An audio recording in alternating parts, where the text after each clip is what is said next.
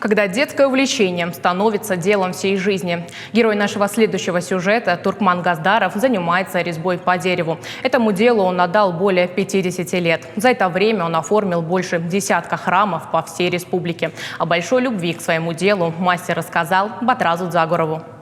В его руках древесина становится мягче глины, а за работой мастера можно наблюдать часами. Каждое изделие как произведение искусства, главное не спешить. И постепенно на дереве возникают узоры национального орнамента или религиозные символы.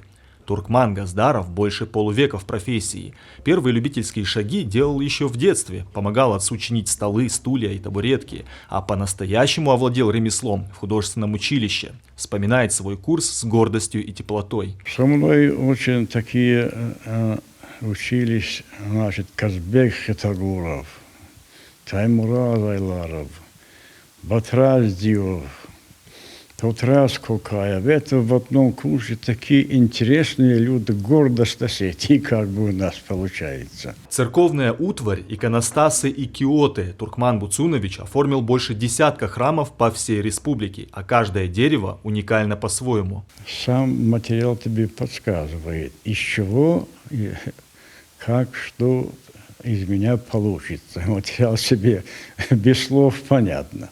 Смотришь, одна ветка так идет, другая так, и уже что-то получается. Когда живешь в Осетии, других источников вдохновения не нужно, говорит художник. Он внимательно изучает архивные материалы и по ним воссоздает элементы быта. Наши предки эти были уникальный народ.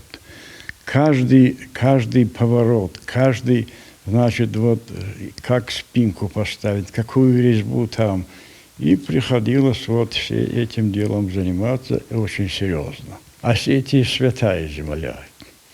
Каждый сантиметр нашей земли – это святая земля. Туркман Буцунович и сейчас полон энергии и новых идей. От заказов нет отбоя. При этом художник редко берет деньги за работу. Ему больше нравится делать подарки. Он часто повторяет: счастье – это возможность заниматься любимым делом. Батраз Загуров, Алана Бзыкова. Новости Осетии.